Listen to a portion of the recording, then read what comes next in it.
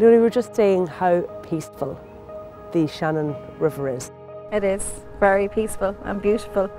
Has a different feel to it these days than what it once did. But yeah, it's looking at it. It's quiet. It's peace, and I think that's what sometimes, I suppose, attracts people that are struggling and that have lost hope, because that's what you're looking for in those moments, is peace of mind. You're looking for everything to just quieten down and for it to stop. Because you did come to the river. I did. With the intention of taking your own life.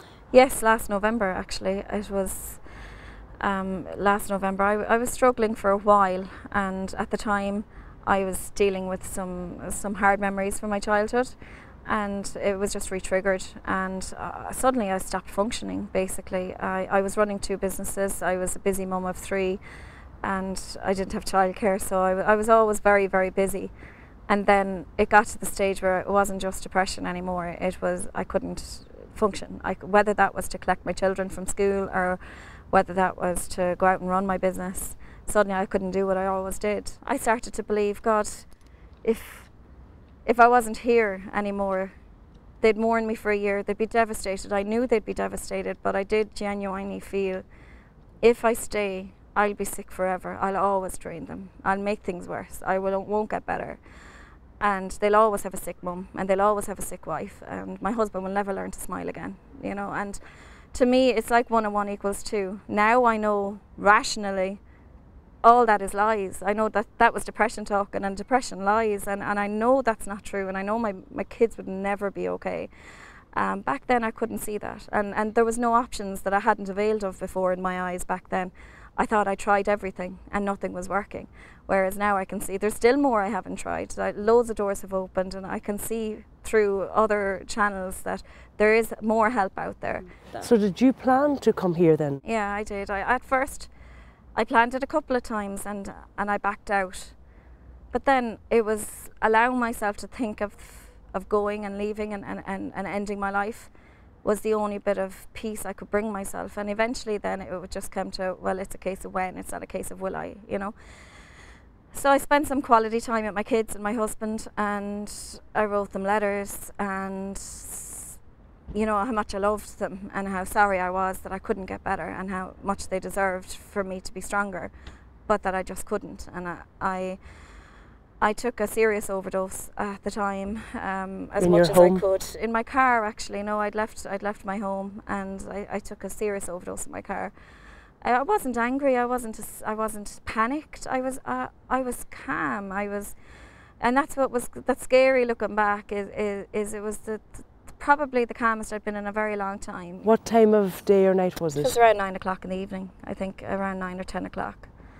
And you came down to one of these bridges? I did. I come down to just over there where the green lights are, actually. And I parked my car, and my husband was texting because he knew I wasn't great in myself, and I had made promises. Like, the thing is, when you are suicidal, you lie to everybody. You know, you're a different person to what you normally are. Honesty is majorly important to me, but I was like, I would have lied to anybody to do what was on my mind to do, and I had said I was somewhere, and he checked and I wasn't, so he was beginning to panic, so I knew I needed to act quickly. So I told him I loved him. I didn't say where I was or what I was doing, and he was begging me to, and I just kept saying, I promise you I'm okay, I'm not panicked, I promise you I'm actually really good. But he knew what you were planning? He knew that wasn't how I was. He knew I wasn't okay, so if I was saying this, something's changed, and he didn't know what. So got out of the car and walked towards the railings that was there. And out of nowhere, because I did look first to see was there anybody around. I didn't want to traumatise any child by seeing me jump in or anything. That's the only thing that was on my mind. I didn't really know much about any patrols walking around or anything like that. And I just got out of my car. Within 2 minutes, these 2 guys come out of nowhere, and they struck up a conversation with me. But like I say, I'd taken so much medication. It's very hazy. All I know is, you know, I kind of just pretended I was grand, and they kept staying around me and making me, I felt very uncomfortable, and I was saying to myself, why won't they go away? Why aren't they moving on?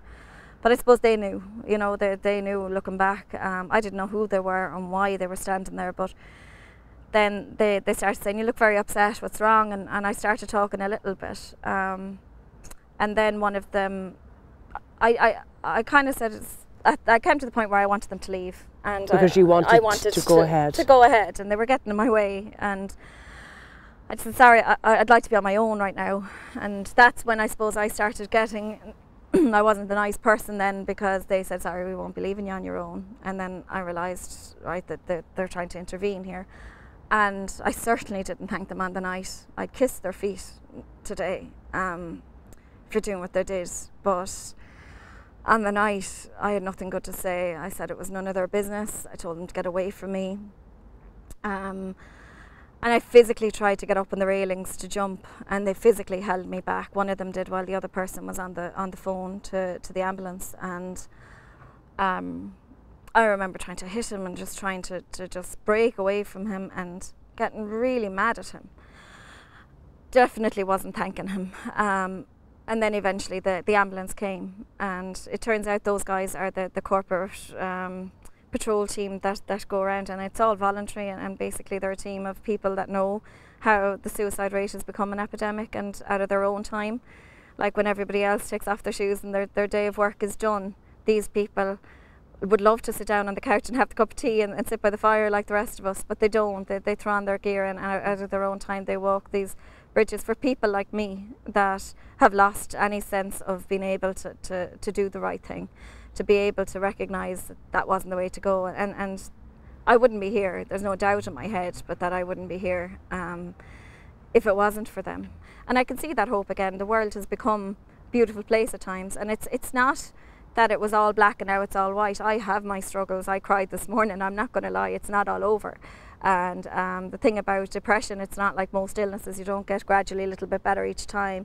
It's 2 steps forward and 1 step back. But it is thanks to just ordinary people that like that, see that, you know, that there is something going on and want to do something, and they actually get up and they stop people from finishing what they start, you know. And I'm so grateful that they're there. So we're very grateful that you spoke to us this evening. Thank you very much. No problem at all, Ciara. Thank you.